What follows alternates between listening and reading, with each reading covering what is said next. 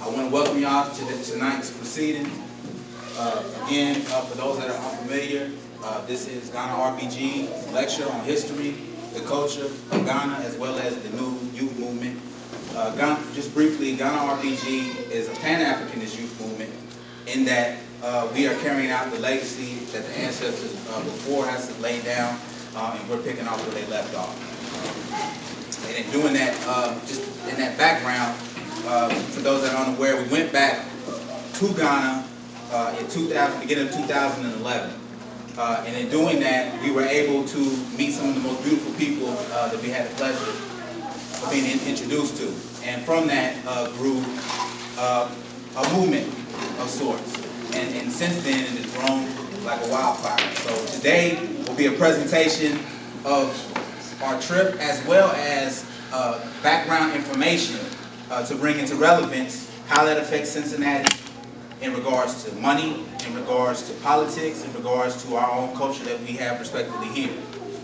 So while going through the proceedings, I also want to apologize for the delay. We just said that we're on Ghanaian time today. Yes, they have a saying, and it says that the guy or the person who made time obviously had plenty of it.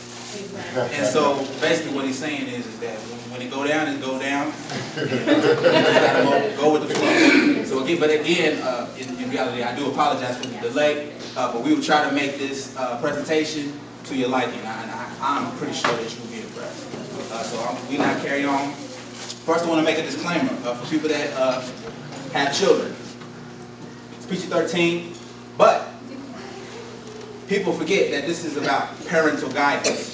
Okay, and so everything that we put into this presentation is for an educational purpose. It means that these things that we present will give you some support in being able to explain these things to your children. There's nothing that is so shocking that, oh my God, my child is burned for life. It's nothing of that sort. All these things are meant to be educational. Secondly, please hold questions to the end. We'll have a question and answer period. And also, please write your questions on an index card, which should be circulating around very shortly, and place your email address on it. So if we're not able to answer your question because of the delay, we'll be able to email you back the information as well as other updates in regards to the organization and the movement in Ghana. This could easily be a 5-hour lecture. We were actually able to condense it into a 2-hour format. So we want people to understand that we're going over a lot of information, and I could spend all day talking about one of these topics, and we're probably going over close to maybe 30. So I want people to understand and be able to keep up and understand that we're going over a lot of information. So I would like to expound on some of these things. The purpose is to give people information. That's why we have the notes. Where you can take these notes and actually Google and research some of these things yourself. Again, please take notes and research the many points that are made within the lecture. And please support the vendors. The beautiful sister in the back, she has Bruce drinks. She has a powerful, it's called, help me out, sister. We sell Black Supreme Bruce drinks. Black Supreme Bruce drinks are made by me,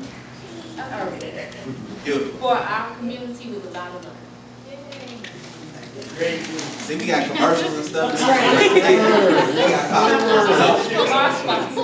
So again, we want y'all to enjoy the presentation. You're going to be laughing like this the whole thing, I guarantee that. Buckle up.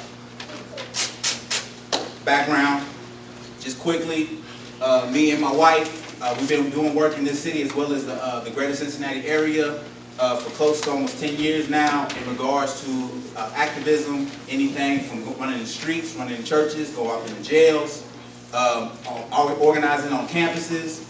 So we've had a lot of background in doing work with youth as well as adults in the realm of many different things that affect us as black people. So this is only an extension of that, and where we actually have moved to Ghana. Anywhere we go, we're going to build on a certain level. So this is our way, both of us are teachers by trade, so this is a way for us to be able to teach as well as be able to kind of express some of the things that maybe you can be involved with as well, with what we have going on. Or you may already be involved and maybe we can make a link with some of the things that we're doing.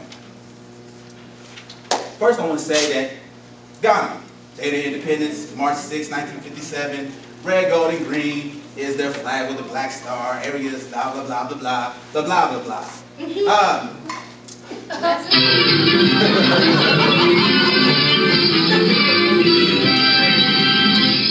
Okay, the reason why I did that is that we're not going to give a traditional type of presentation where you can Google all that stuff. You know what I'm saying? I mean, it's nothing to find out the actual facts of a country. It's common knowledge. So we wanted to touch on some things that they're not going to show to you. And in some cases, you have to actually touch the ground to actually have access to some of this information. So in saying that, I also, again, want to reemphasize, we want to have a lot of time to expound on the many different things, but we're going to hit it as hard as possible.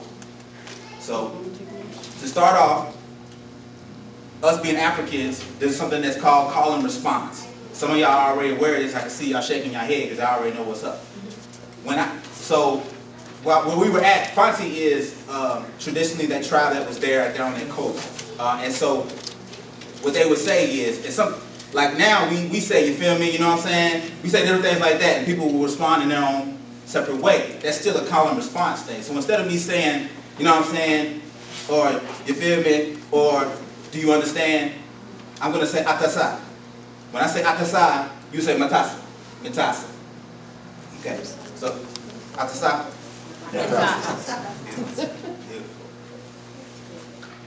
Okay, we're going to break down a couple of different points, a couple of different terms that were used during this actual proceeding. I'm going to go through these real quick because it seems like everybody in the audience is pretty much well aware. But what we wanted to clarify is that when we say youth and this is a youth movement, it doesn't necessarily mean age. It also means an expression of energy, inexhaustible energy, meaning that you can see the goal and you will do whatever it takes. A young person will get tired and forget that he's tired and go out and play again.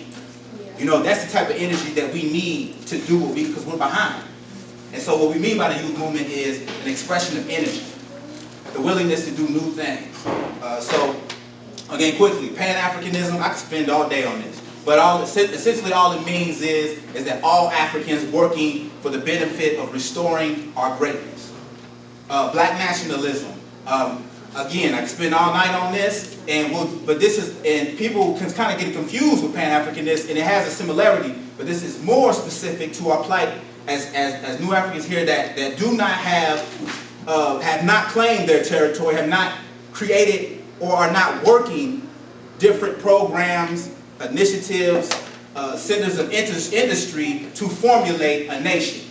And so this was a rally cry of many of the people before us to actually organize ourselves so that we can build a sustainable nation. When we say African and black race, again, this is one of our backgrounds, but we are essentially just talking about brothers and sisters that are full of melanin. As Peter Tosh said, as long as you're a black man, you are an African. Okay? And this is the good, we're talking about the good, the bad, and the ugly. You know, so we're not trying to differentiate today in regards to us talking about who we are as black people. Obviously, philosophically, we can say that you don't act like African. You don't act like a real black man should. But today we're just talking about it in reference to melanin. Racism, white supremacy, again, all I will say about this is that if you ain't hip to Dr. Cresswell sing Milton Fuller, you need to go and pick that up. Internal racial oppression. Again, this is another one of our backgrounds. Hopefully we'll be able to do a lecture on this specifically. But this deals with the fact that going through this process of oppression, we actually internalize these things. Where you can see where this brother got these females in chains, and you see right here the same thing. You see us painting ourselves this color, painting our chains. Okay? Again, self-realization, when we mention in this, it speaks for itself. Post-traumatic stress disorder is something that, for instance, rape, being a veteran, of going through combat. These are certain stress things people go through. Child abuse. People have clinics and therapeutic sessions where they sit on couches and talk about their different experiences and stuff. Well, we went through rape. We went through stress of seeing people die around us in so many different ways. Child abuse, I don't know what else you would call the institution of slavery. Okay, and so this happened through a period of hundreds of years. And I don't remember us ever getting the chance to sit on Master's couch talking about our wounds. Okay, so for this happening over 100 years, this caused conditions that have been passed down. And we passed them down genetically almost.